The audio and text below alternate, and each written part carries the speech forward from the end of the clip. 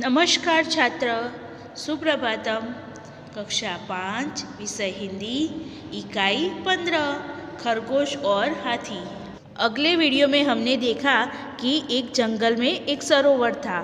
सरोवर के किनारे गीली जमीन में बहुत सारे खरगोश रहते थे। खरगोश के बिल जमीन के अंदर थे। वे दिन भर इधर उधर कूदते रहते थे, नरम नरम घास खाते थे। वे सब बहुत प्रसन्न रहते थे। उसी जंगल में कुछ हाथी आ गए। हाथियों के झुंड में कुछ शरारती हाथी थे। हाथियों के बच्चे खेल खेल में एक दूसरे से लड़ते। कभी एक छोटा हाथी नीचे होता तो कभी दूसरा। नरम जमीन उनके भार से दब जाती, साथ ही कहीं खरगोश परिवार दब जाते। इससे खरगोश बहुत दुखी थे। खरगोशों के सरदार ने एक उपाय सोचा।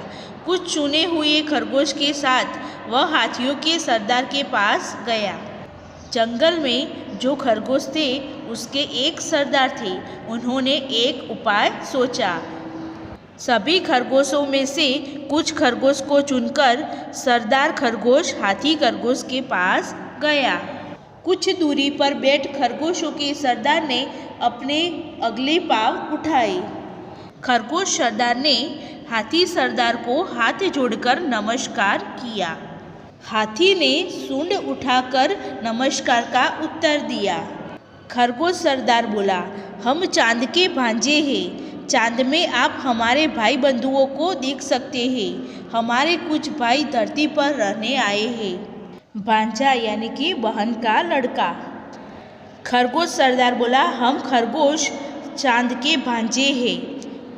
चांद में आप हमारे भाई बंधुओं को देख सकते हैं। हमारे कुछ भाई धरती पर रहने आए हैं।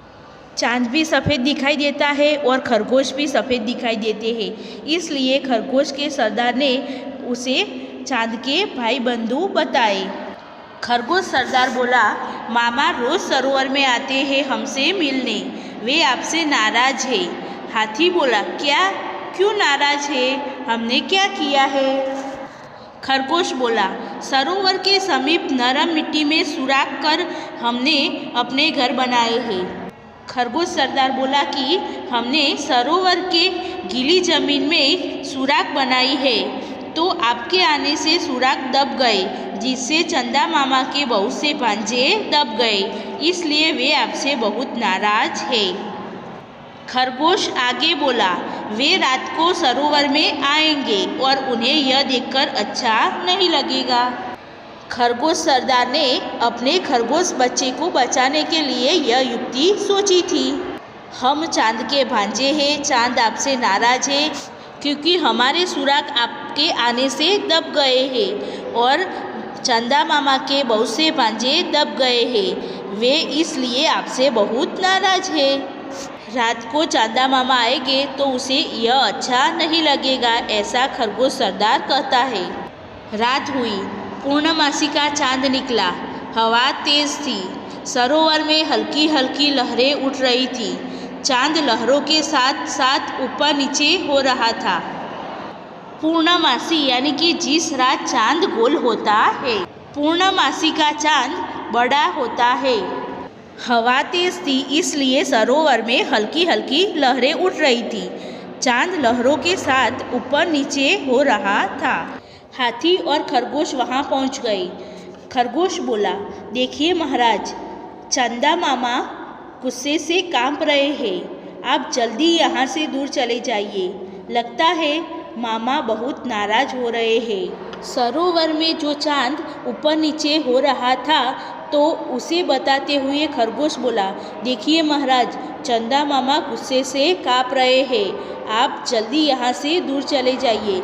लगता है मामा बहुत नाराज हो रहे हैं। हाथियों के सरदार ने अपने झुंड की तरफ देखा। सभी डर गए थे। सरदार ने अपनी सूंड ऊपर उठाई। सभी हाथियों ने ऐसा ही किया।